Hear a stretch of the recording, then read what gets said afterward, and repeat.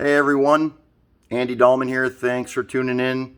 I just wanted to do a quick video here on September 6th, Labor Day. A couple of things I wanted to discuss today.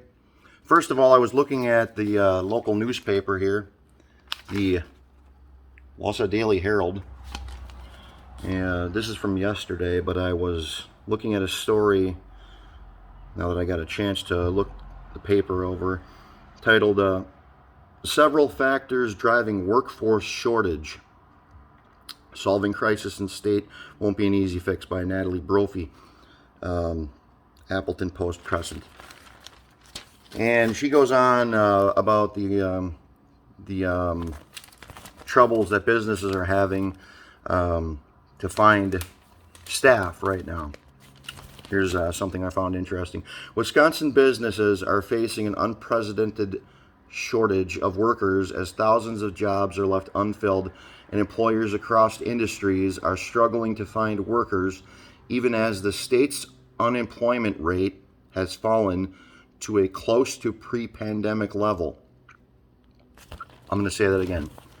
They're having a hard time finding workers, even though, quote, the state's unemployment rate has fallen to close to pre-pandemic levels, close quote.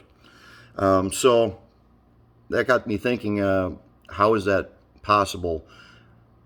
If the unemployment rate is close to pre-pandemic levels, and I checked it out, pre-pandemic levels, March 2020, according to the Bureau of Labor Statistics, was 4.4% for workers age 16 and older. As of the Bureau of Labor Statistics, August 2021, the total 16 plus unemployment rate is 5.2%. That's nationwide. So right now, we are close to the pre-pandemic levels. We're going down. But how is that possible? If the unemployment rate is going down, that would seem to indicate that there are more workers, more people in the workforce. Therefore, the unemployment rate is going down.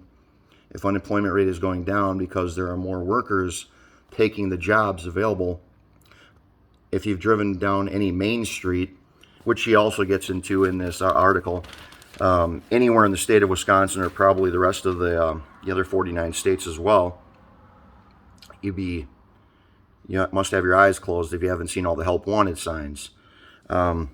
Later on in this article, she goes on with a couple of other interesting items. Long-term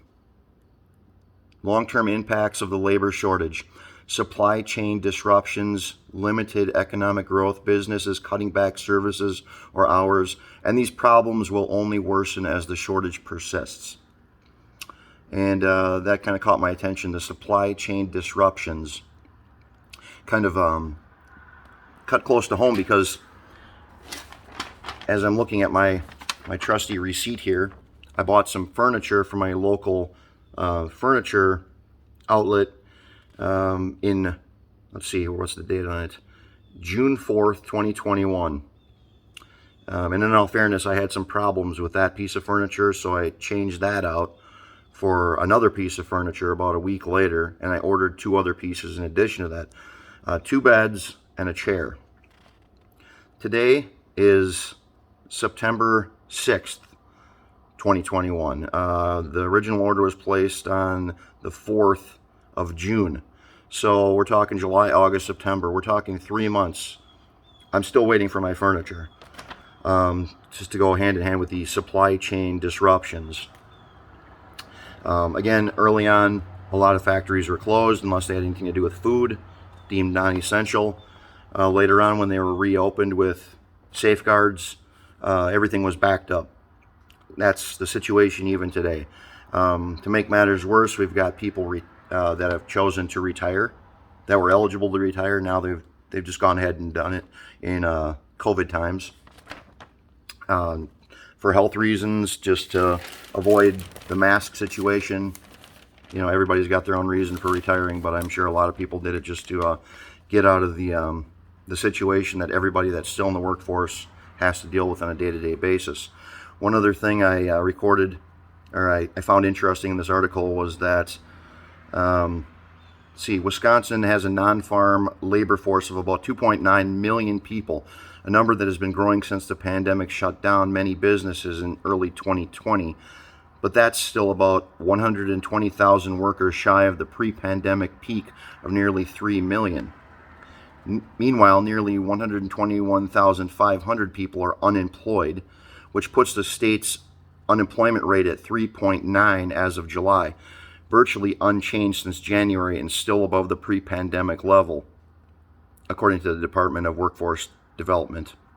So again, there's a lot of people that they discuss in this article also, but if you think about it, that had to stay home due to having little kids at home, and daycares early on were closed. Even some daycares now are short-staffed, so they can't take all the kids on. If you don't have anyone to watch your children, you're probably not going to be looking for a job until you can sort that all out. So if you can't find childcare and you just don't look for work, you're not part of that unemployment statistic. So that kind of skews the numbers a little bit. But what I just wanted to do a quick video about is the supply chain shortage and how it's been affected by the whole pandemic, the unemployment rate, and so forth. How it can be skewed one way or another, depending on how you're reading it, who you're counting and who you're not. One other piece of housekeeping, I just wanted to correct something from the previous video. The federal unemployment benefit actually went through September 6th, not September 4th. But that being said, the gist of the video is still accurate. But we are a new channel, and we will try to continue to get things right and continue to get things better. For now, please subscribe to the channel, like the Facebook page, and follow me, 11B.